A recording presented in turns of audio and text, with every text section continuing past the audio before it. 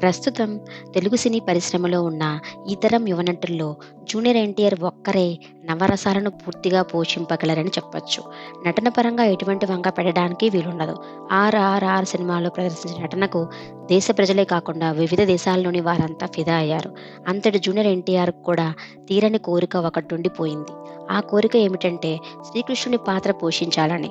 ఈ రోజుకు ఆ పాత్ర పోషించేందుకు అనువైన కథను ఎవరైనా దర్శకుడు లేదంటే నిర్మాత తీసుకువస్తారేమోనని ఆయన ఎదురుచూస్తూనే ఉన్నారు.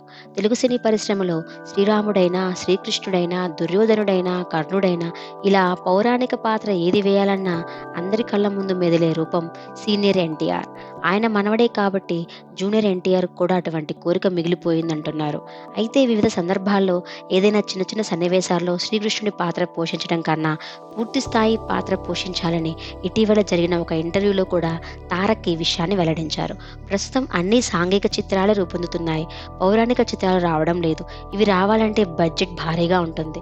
ఇంత భారీ బడ్జెట్ పెట్టడానికి నిర్మాతలెవరూ ముందుకు రావడం లేదు. రాజమౌళి మహాభారతం తీస్తానంటున్నారు కానీ అది ఎంతవరకు కార్యరూపం దాలుస్తుందనేది చూడాలి. భవిష్యత్తులో కూడా ఏవీ పౌరాణిక చిత్రాలు వచ్చే అవకాశం లేదు కాబట్టి ఆ పాత్ర ఇప్పటికీ తనకు తీరని కోరికగా ఉండిపోయిందని, అది అలాగే ఉండిపోతుందా లేదంటే ఏదైనా నిర్మాత దర్శకుడి వల్ల కోరిక తీరుతుందేమో చూడాలని తారక్ తన సన్నిహితుల వద్ద వ్యాఖ్యానిస్తుంటారు. ఒక్కోసారి ఆవేదన కూడా వ్యక్తం చేస్తుంటాడని చెబుతున్నారు.